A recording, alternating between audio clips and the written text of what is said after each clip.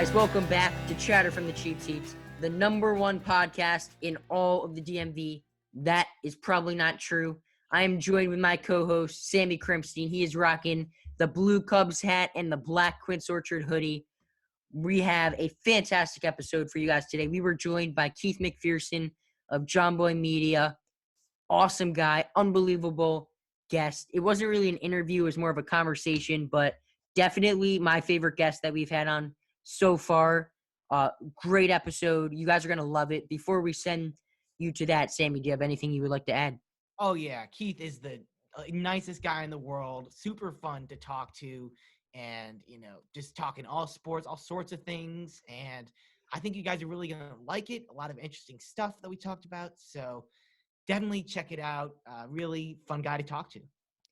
Yeah, remember to follow us on Instagram and TikTok, chatter_cheapseatspod, and leave a 5-star rating and review and Apple Podcast. And without further ado, let's send you to Keith.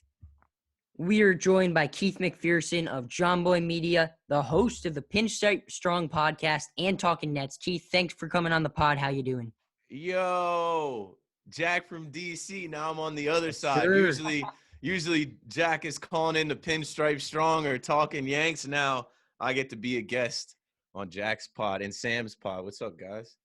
Yeah, if you don't know John Boy Media, you should check them out. They do a lot of cool stuff in baseball, and just they're getting into football with Talking Giants, pretty much all sports now. I call into Keith's show a lot. It's super cool. You guys should check out Pinstripe Strong podcast. And we're gonna talk some baseball, we're gonna talk some basketball, but let's start off with the Super Bowl. Keith, what were your reaction? Because I don't think anybody was expecting it to go down the way it did.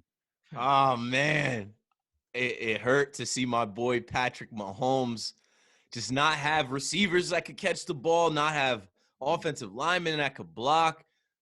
He was out there on his own. It looked like a complete different game from the game we saw Thanksgiving weekend, that Sunday when the Chiefs beat the Bucks and Tyreek Hill had like 200 yards in the first half. Complete different game. I got to throw some dirt on the officials' names because the refs were calling every possible penalty on the Chiefs. It's tough to beat the refs in a good team, especially when that good team has Tom Brady and they're at home for the first time ever. The Tampa Bay Buccaneers host and win the first Super Bowl in their own place. And Tom Brady is the GOAT of all GOATs with 7 rings, only to be rivaled by Robert Horry and Ariana Grande. Yeah. And, the discussion is over. He's got more rings than any other player in modern-day sports. I know people are going to compare him to Yogi Berra. I'm a big Yogi guy, but Yogi played in a way different time. It was exciting in the beginning, but the game was over at half. And Tom Brady, he has more Super Bowl rings than any other NFL franchise. There's nothing more to say besides give Tom Brady his respect. He left Bill Belichick and the Patriots. He went to Tampa Bay and took the Bucks to the Super Bowl when nobody thought that actually could happen. They said, it never happens. The team that hosts the Super Bowl never makes it to the Super Bowl, let alone wins it. Tom Brady becomes the first quarterback to win a Super Bowl in the AFC and NFC. Just keeps adding to his legend, and he's coming back. He said it last night. Of course he's coming back. Yeah, I mean, for Brady, I mean, it's undisputable. I mean, there wasn't really dispute before, but, he is, hands down the GOAT. And, I mean, for me, I just feel so bad for, like you were saying, for Mahomes. I mean, he just – all year, I mean, obviously that Chiefs offense has been basically impossible to stop, and, rightfully so. I mean, but, the O-line issues were just huge. He had no time, and on social media, you see all the memes about it and everything, but he was seriously just running around all game. And I thought I wonder how many yards he ran just trying to run away from that Bucs D line.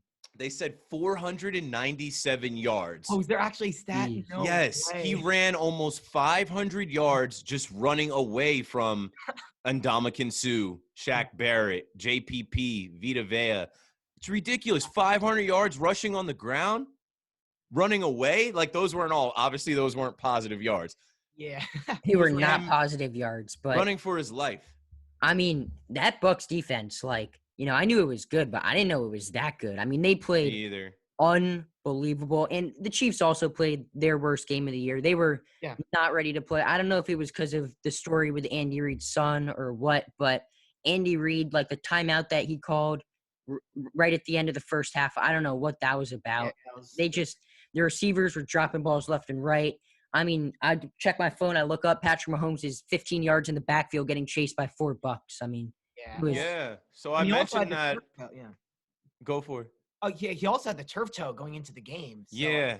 Yeah. it's just like there are a lot of odds stacked up against him. I mean, he's going to be back in the Super Bowl very soon. I mean, that's He's got plenty of years to get back. And I mentioned that first time they met in November, Thanksgiving weekend, completely different game. And when you talk about the Bucs defense, you got to tip your hat to Todd Bowles. Todd Bowles, former Jets coach. The Jets elected to cut him and go with Adam Gase. He leaves. He goes to Tampa Bay, becomes their D coordinator. They got absolutely torched by Tyreek Hill. And he went into this game and he made sure that didn't happen. He made sure Tyreek Hill didn't end up one-on-one man coverage with no safety help over the top. And then also, they didn't even really blitz them that much. They were able to rush 4 guys, like I said, Ndamukong Suh, Vita Vea, Shaq Barrett, and JPP. They were able to rush 4 guys and get to Pat Mahomes. And yes, Pat Mahomes was playing with turf toe. I actually was calling for them to take him out. He got smacked one play late in the game where I'm like, this is your $450 million investment.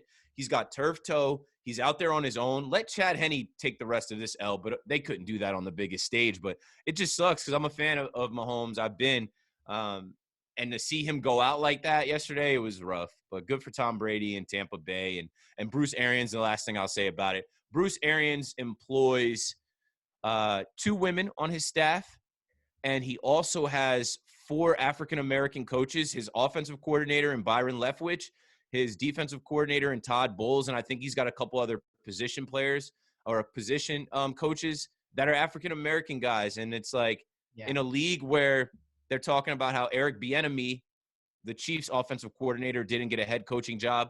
Well, Bruce Arians at 67 is an old white guy that says, well, color doesn't matter as far as the leadership on my team and who coaches my team. I just want the best, and I want the smartest, and I want the guys that are going to, push my guys to get to the mountaintop. And they did it. They figured it out. So hats off to Bruce Arians, and, just making sure that he kept some diversity in his locker room and in his team. And they actually showed that you can get it done no matter what your team looks like, whether there's women coaching your guys, whether there's black guys coaching your guys, white guys. It's all about competition and getting it done on the field. Yeah, I mean, they had the first woman ref, I think, in Super Bowl history here. Sarah Thomas. She was, by far the best ref in that game. Only ref that did not mess up. Keith, what were your thoughts on the halftime show?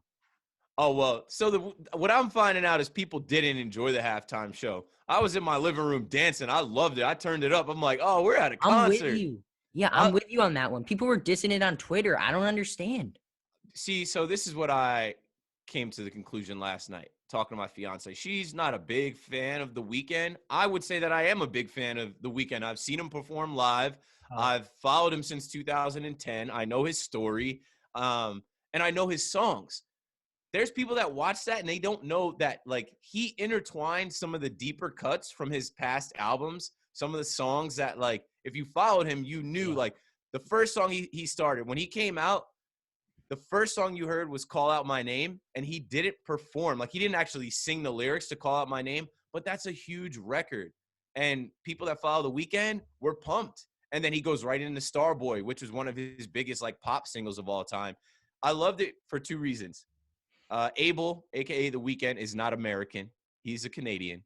So it's huge to see a Canadian on the biggest stage in America, the Super Bowl. He beat Drake to it. He beat Justin Bieber to it.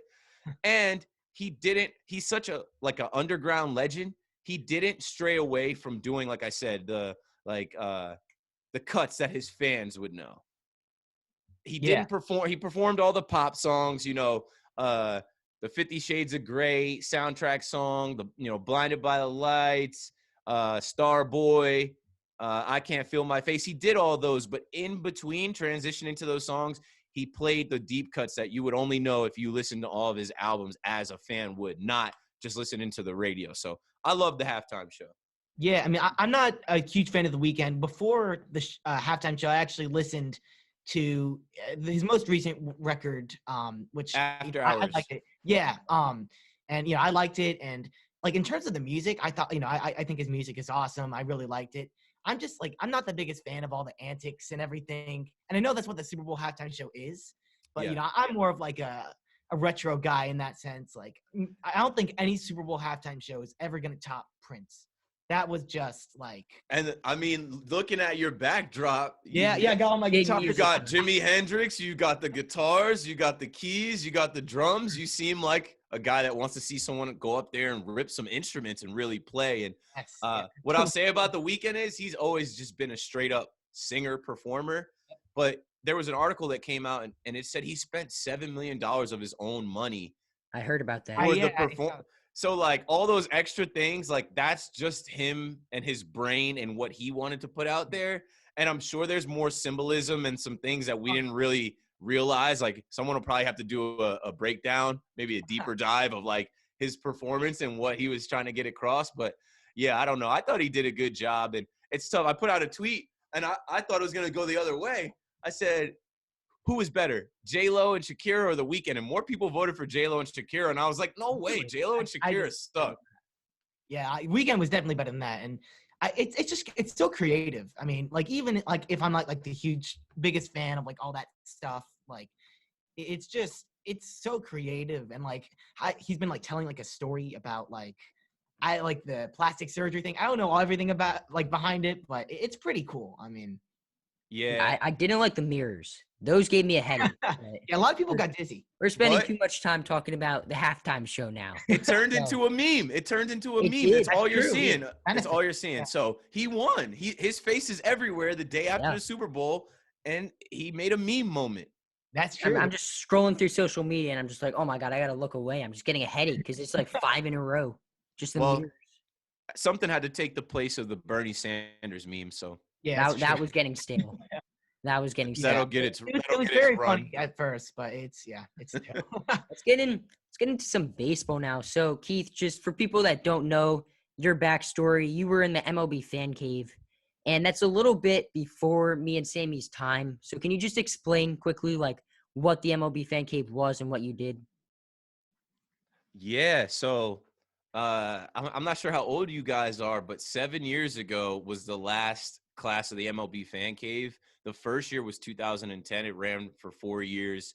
And what it was, you guys won't remember because you're younger, but MLB, there was a time where, like, you watch us on Twitter, John Boy, Jake, Talking Yanks, Pinstripe Strong. We clip up games. We make GIFs. We just push out content.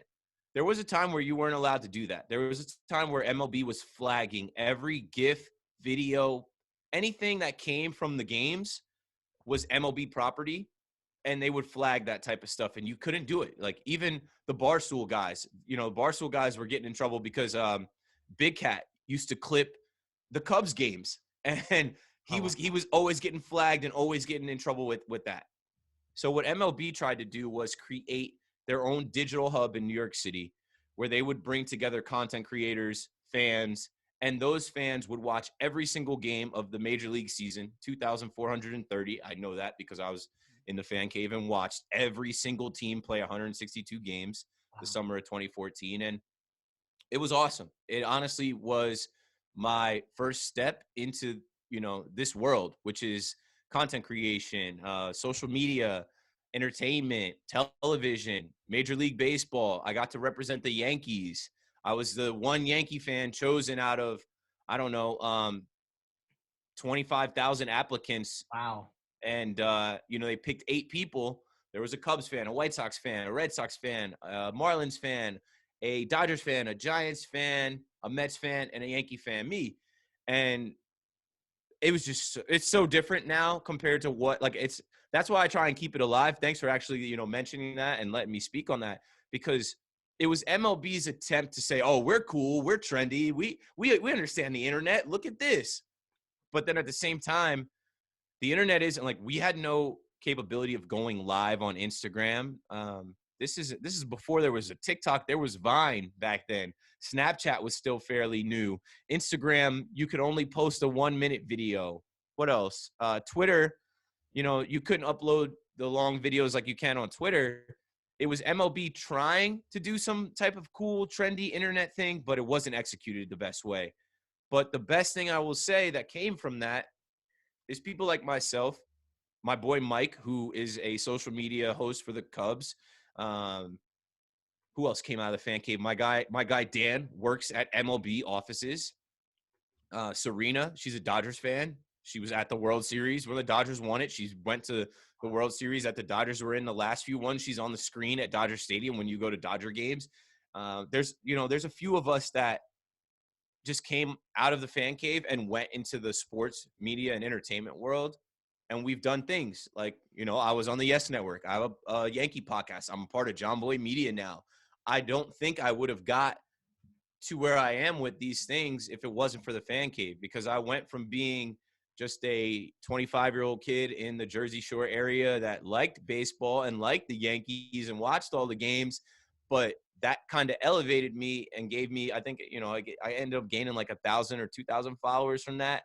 And then I just, was in that world. I was validated as like, this is now, this guy was in the fan cave. He's one of the guys you should pay attention to. He's a content creator. He's going to be making dope social media. And I would just start going to different games and stadiums and, making vlogs and content after the fan cave, which got me to where I am now. And yeah, it's crazy. It's been 7 years. This time, 7 years ago, I was getting phone calls from MTV Casting. 212 New York number would call my phone and I pick up. Hey, how's it going? They're like, hey, Keith, this is such and such with casting. I remember the first one was like, hey, you've made it to the next round. Like, you had to send in a 2-minute video of yourself saying why you're a baseball fan, why you like your team, why they should pick you for the MLB Fan Cave, what you would do. At the time, I was also like a DJ in the bars and clubs in the Jersey Shore area. So I think that helped me a lot too, because I told them, like, if you pick me for the Fan Cave, like, I can DJ at the fan cave. And I was not just a Yankee fan, but the resident DJ. And I got in and, man, it changed my life. It definitely changed my life. Yeah, I mean, we're 16, so we were, I guess, 9 at the time. So, I mean, right when we first started getting into baseball. Yeah. And, I mean, what do you think about the Trevor Bauer news, though? Because I saw that. I was in the middle of Spanish class. I was scrolling through Twitter, and I see that, and my jaw just dropped. I'm like, I was convinced he was going to the Mets, like 100%. So was I, because the night before, Bob Nightingale and some other people were basically saying that the Mets had a deal. And what I think about the Trevor Bauer situation is Bauer played everything perfectly. Him and his agent Rachel Luba, who they have made extremely popular in a year. She was on the Forbes 30 for 30 list. She's like burst on the Twitter scene with 60,000 followers from zero like 2 years ago. What I will say is that they played it very well. Trevor Bauer is overrated. I don't care what anyone says. Yes. He pitched in 2020 in a 60-game season in the Central Division that was only constructed for those 60 games, that featured teams like the Tigers, the Pirates, the Royals, just teams that – even the Cubs, I mean, we couldn't hit. Right. So Yeah. It's like, you win a Cy Young in a 60-game season against the worst competition on a 1-year deal with the Reds. Good for you. Now go maximize that. And in the offseason, you're the prize possession. You're the prize pitcher. You're the one that everybody wants to land. If it was a year before, it would have been Garrett Cole than him. The Yankees went out and got Garrett Cole. I knew we were not going to pay Bauer $40 million. After you give Garrett Cole $36 million a year, that AAV is too high. It'll cripple your franchise. But the Dodgers have money. And I know a lot of Yankee fans and the Yankees front office included were saying, we're staying under the luxury tax. Nobody's going to blow past the luxury tax. Nah, the Dodgers, I knew there was a chance that the Dodgers might do it. And the Dodgers understand that, hey, we went out and got Mookie Betts, gave him $350 million, and he helped us this year. We actually got over the hump this year. We got to the World Series and won it this year, and he played great for us. What else do we need? Well, Kershaw's a year older. In October, what gets it done? Pitching. So go out and land the best pitcher you can land this offseason to shore up that rotation. And you have David Price coming back. a Cy Young winner, left-handed. Like, the Dodgers are the favorites to win it again, and it is extremely difficult to go back-to-back. But I think Trevor Bauer is going to be like a 3 or 4 for them, and I think they won the offseason just by obviously winning the World Series and then landing the biggest pitcher in the offseason and paying him his $40+ million a year, which is crazy. But I'm sure the contract is structured where that won't cripple him. So hats off to, momentum. Trevor Bauer, Rachel Luba, like they finessed. They did their thing, and he got a big contract, and he's going to the World Series champs.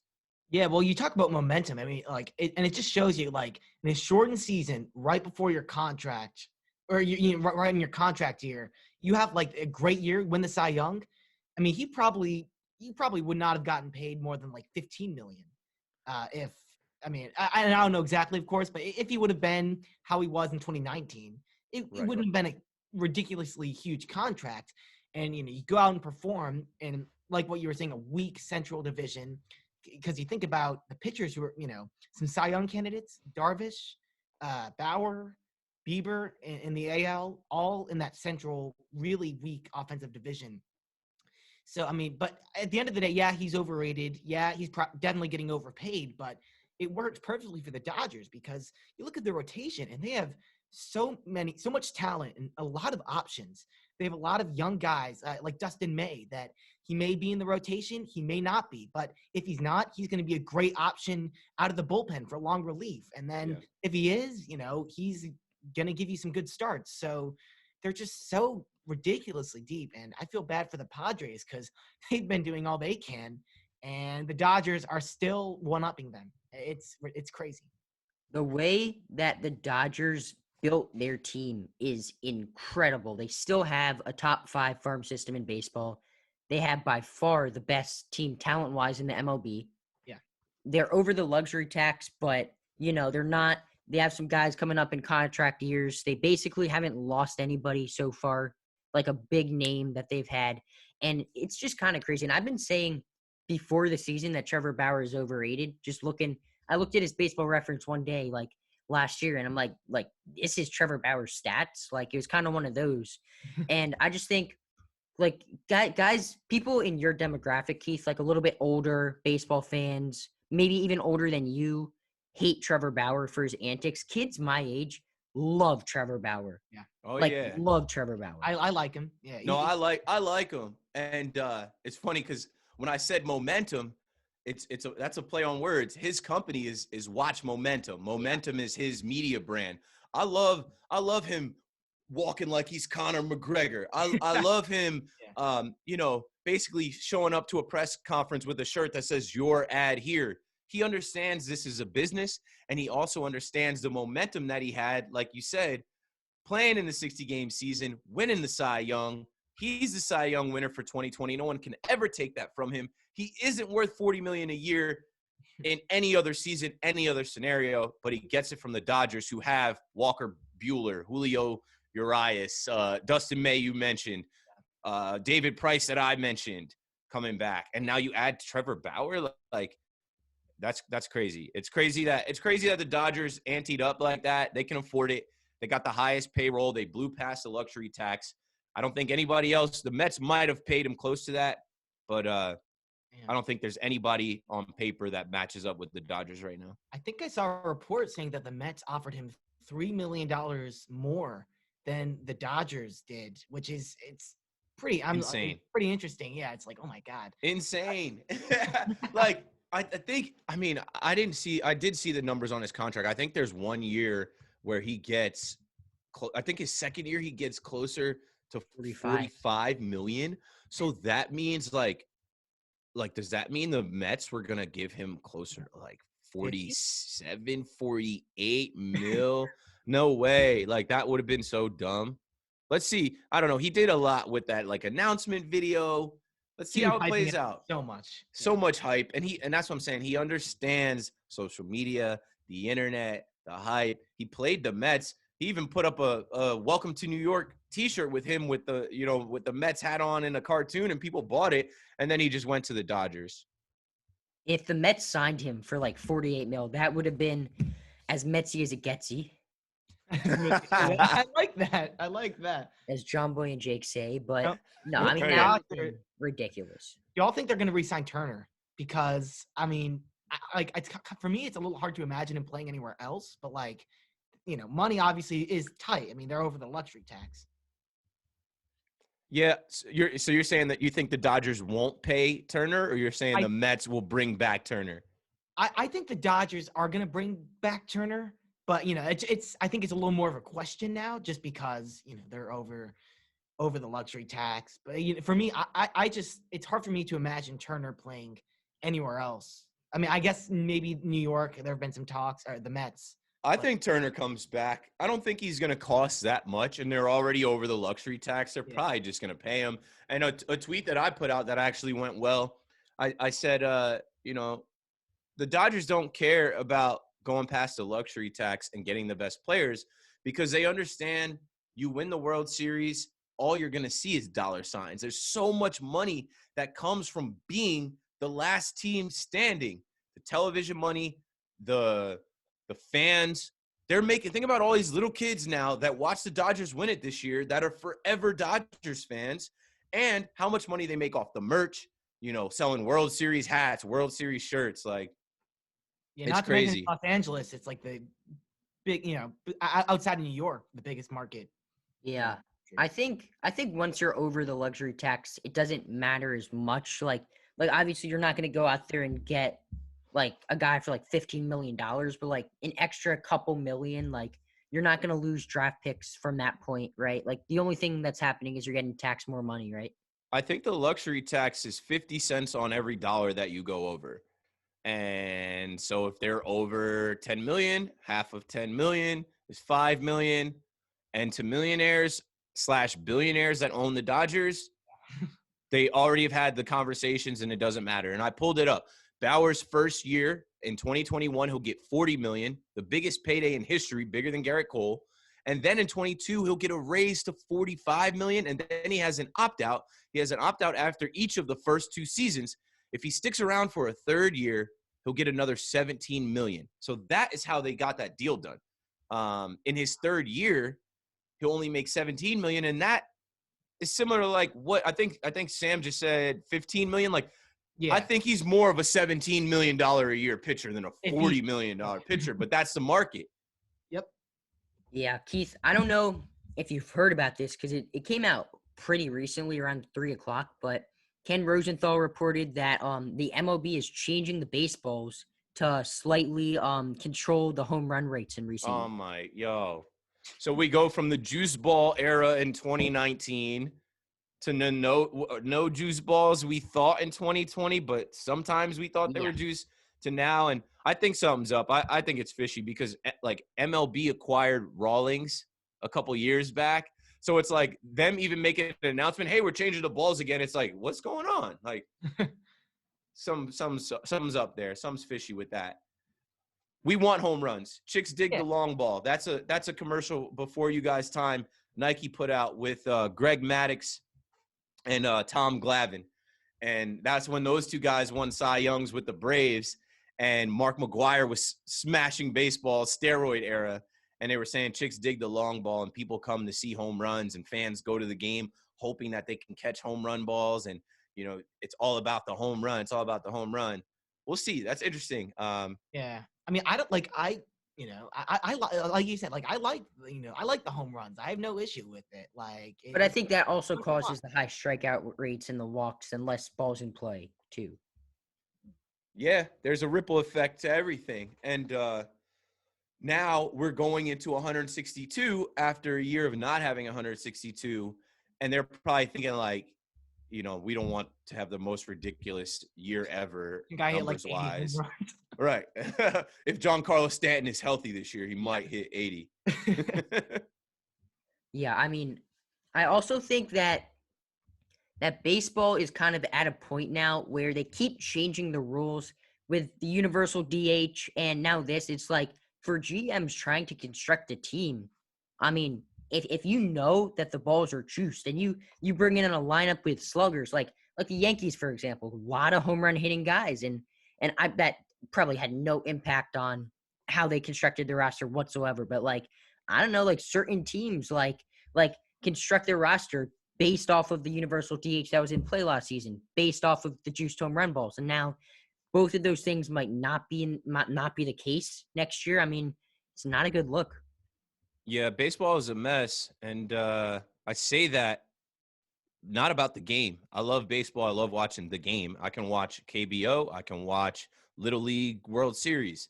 Yeah. But Major League Baseball is a mess because the rules and the changes that they're making to the game aren't always for the good of the game. They're bargaining chips, and they're things that come from negotiations between the Players Association and the owners. Hey, we'll give you guys the DH if you play a 14-team expanded playoff. And the players are like, we don't want to play an extra week. We don't want half the league to get in. There's only 30 teams. Why would we want 14 teams to get in? Yeah. We understood it for 2020. 2020 made sense because there's teams that would have been snubbed that like they only played a third of the year. It's hard to judge. But I think we're headed for a lockout because the way that these owners negotiate with the players, it's not on good terms. And they are ruining the game in some ways. And it's tough as a fan because you want to watch your favorite team and your favorite players play. But 2021, we'll see how it goes. I am worried about the negotiations from November to February of next year and where we'll be after they negotiate a new collective bargaining agreement. The word lockout, just after a 60-game season, it's like, oh no. Yeah, it's scary, No. man. Yeah, it's. Yeah. I mean, I'm super nervous for the CBA next year, but let's go on now to basketball, and we're gonna take a little bit of a Nets approach from this. So me and Sammy are both not Net fans, so we're not like all in depth on the Nets analysis here. But just coming, What teams do you guys like? I'm I'm- a Wizards fan. You're a Wizards fan, DC. oh, okay. And I'm a Bulls fan. Go Bulls. Okay. I like the Bulls, man. I think I think they're underrated. I think it's some injuries, but Kobe White, Zach LaVine. yeah.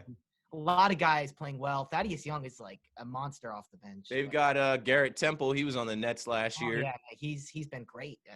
Beautiful. Like, But I mean, just from a Nets perspective, like from a Nets fan, what would be like an acceptable end of the season for the Nets? Like, is it championship or bust for you, or is it like if they make it to the finals and lose in like 6 games, are you going to be upset? Yeah, we just recorded Talking Nets right before this, and I opened up the episode saying, if Tom Brady can go win his 7th ring in Tampa, where we've never seen a team host the Super Bowl before and win it, there's no reason why this big three can't go win the NBA Finals this year. Like that's the type of energy I was bringing through. And even the Yes Network and some of the ads before we got Harden, right? Last year, they're saying this team is playing for a championship. Oh, yeah. KD, Kyrie, 2 of the best players in the world. And then we got guys like Joe Harris. And before the trade, we had Jared Allen, Karis LeVert, like great role players. When you get rid of guys like Jared Allen, Karis LeVert, and you bring in James Harden, the only option is to win it. And when I say win it, I don't mean just the Eastern Conference. It would be great if we could figure out how to win the East and get to the finals. But the goal is to hoist the Larry O'Brien trophy. We all know it. As a Nets fan, we were hurt to see guys like Karis LeVert and Jared Allen go because we love those guys. We watched them the last 4 years.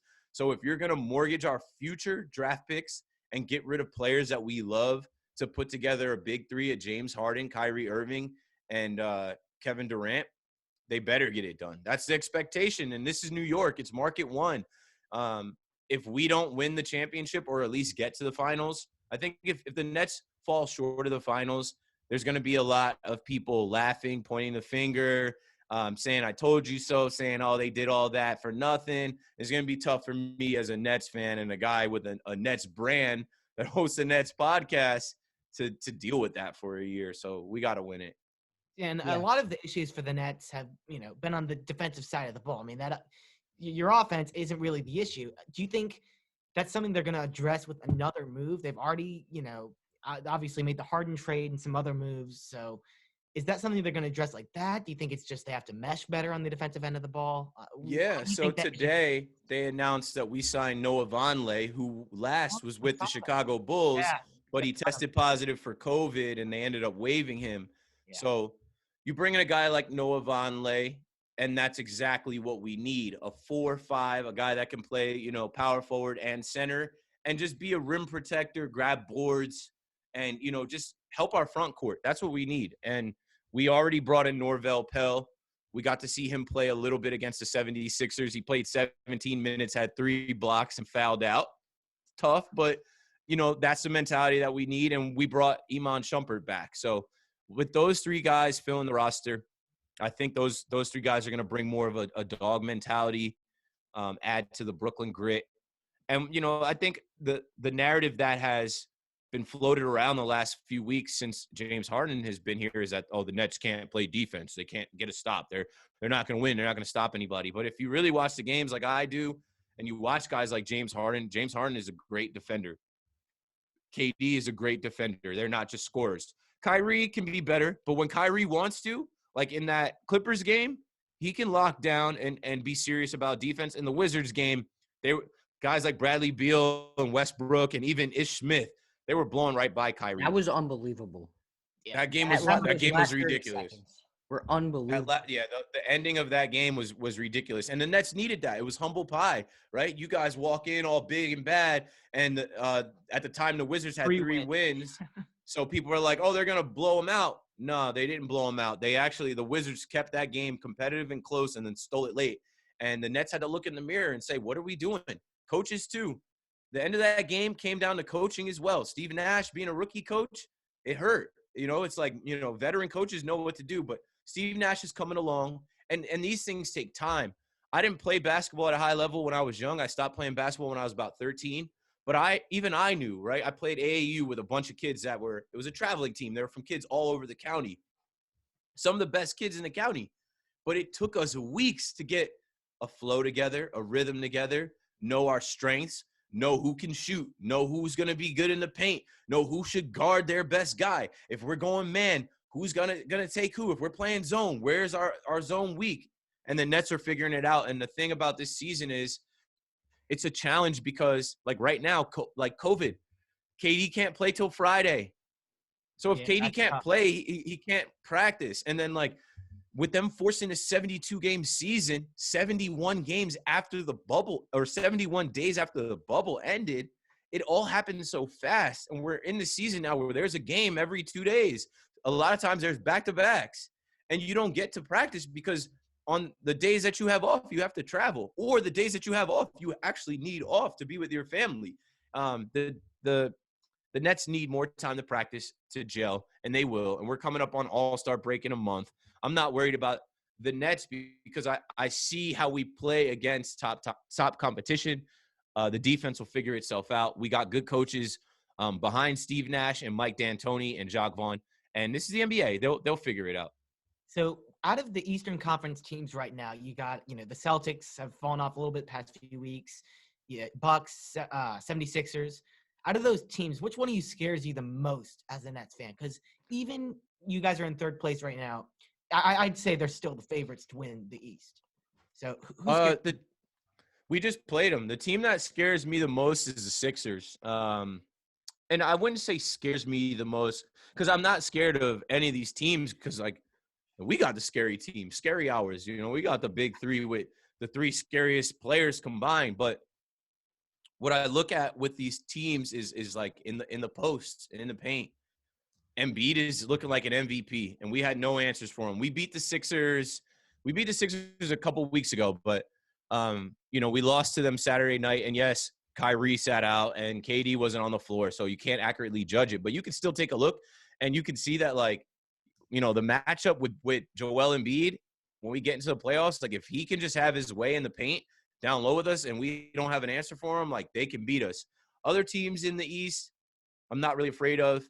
The Bucks, we beat the Bucks already, and we beat the Bucks like one of Harden's like first games, I think. And we played up, and I don't think they're going to match up well against us. I think really it's the Sixers that I'm worried about, and that's it in the East because we're third right now. Yeah. The Sixers are first. In the East, the Bucks are second. I don't think the Bucks have it. I think it's between the Nets and the Sixers. I'd agree with that. I think it's between those are the big teams in the East. Are you a big college basketball fan? Dude, I was. So it sucks. I was a huge Duke fan growing up. I just loved the Cameron crazies, the jerseys. I loved how much people hated Duke. I grew up in the era where, like, Duke had great players, from Bobby Hurley to Christian Laettner when I was like a really young kid, to the era of like JJ Redick, even before JJ Redick, like Grant Hill, Jay Williams, Chris Duhon, JJ Redick, even like Greg Paulus. And then it went to like the Grayson Allen era. I love Duke, but I don't pay attention to them as much anymore. They're not as good. I think they just lost to UNC this past weekend. I think they're 7-8.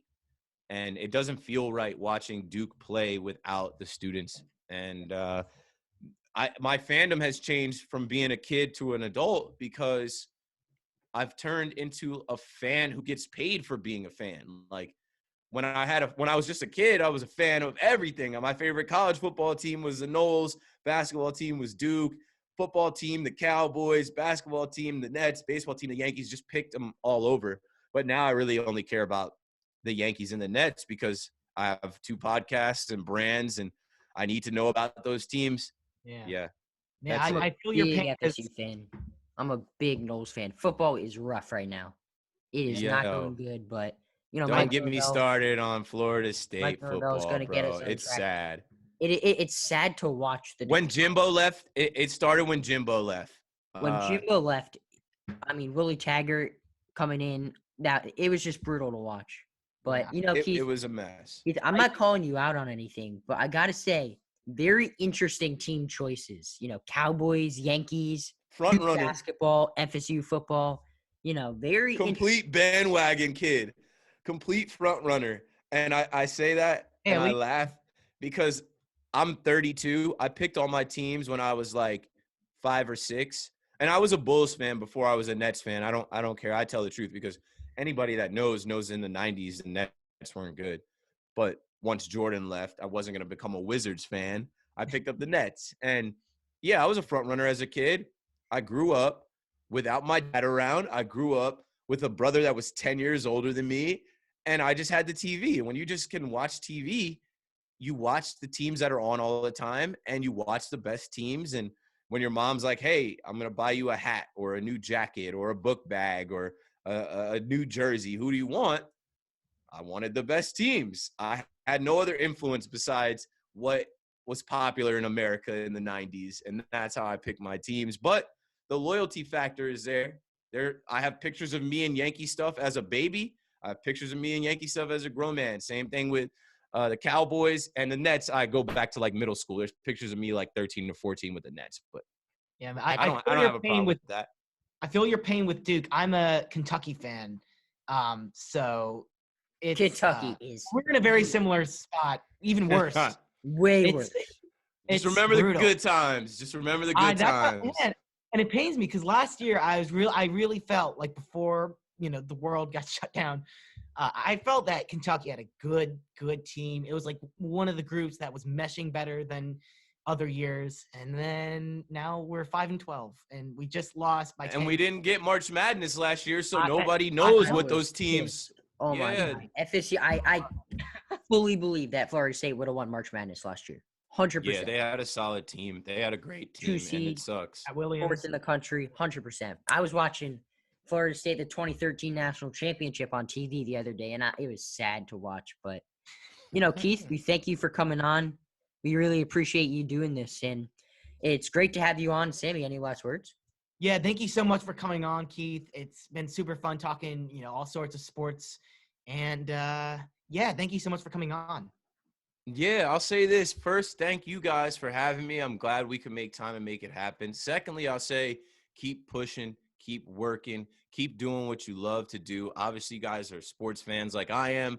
You're half my age, but, it starts there. I didn't have Zoom. I didn't have podcasts. I didn't have social media to reach out to bring guests. Like, you guys have so much at your fingertips. Just keep going with it, and you don't know where it's going to go or what it's going to turn into. Obviously, you got to work on school and finishing school and that type of stuff. Yeah. But, to have this on the side as like a side hustle or side hobby, it's great. It's obviously what you guys love to do and talk about. Just keep working on it and building, and don't be afraid to reach out to people like me or Joe's McFly, Chris McFly, or John Boy or Jake or whatever. We're all super busy, but we see young guys like you guys, and we see ourselves in you guys. Like, we were like you guys, we just didn't have the tools that you guys have. So keep going, and thanks for having me on. If you need me on another time, I don't know, during baseball season or when we get closer to finals, I'll be happy to come back on.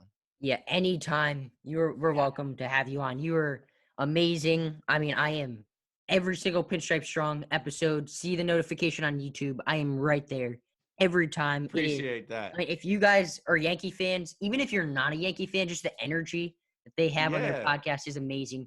Check it out. I'm going to be honest, never listened to Talking Nets, but it's fine. Talking Nets is only 77 episodes in. No, we just did 79 today. I don't even know how many podcasts I have on my own podcast.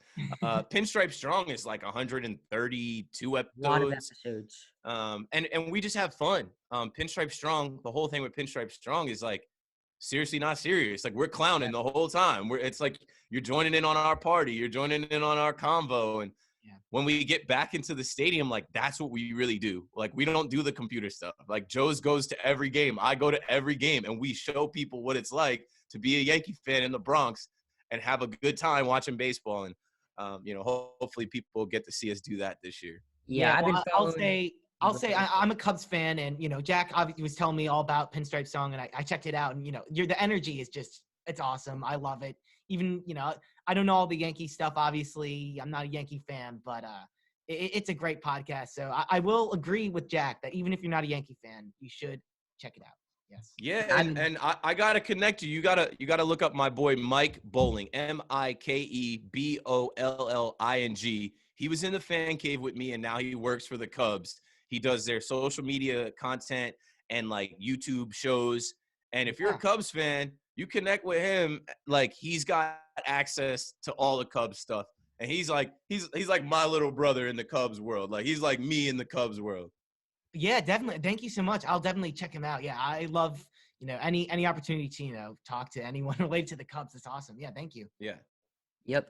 Well, great episode, guys. Is this episode 52, Sammy? We are 52. That is where 52. we are. 52. So. Wow. Like CC. Yeah. Great episode. And we'll see you guys next time on Chatter from the Cheap Seats.